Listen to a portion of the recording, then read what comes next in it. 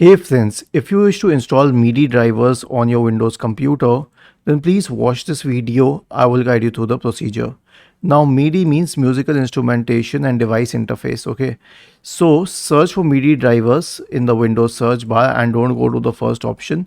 Go to the second one, the one with a Yamaha Corporation, because Yamaha is the manufacturer of the MIDI drivers that you need for a lot of software products which you can connect to your computer. Scroll down and make sure that you have all of these system requirements.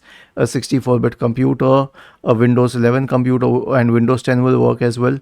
2 GB RAM or more, and 10 MB in HDD.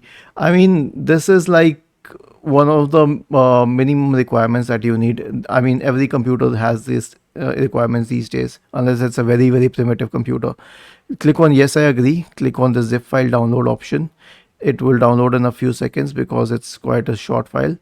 Right click on this one and then select extract all, and then click on extract all, and then go to this one and then click on setup here.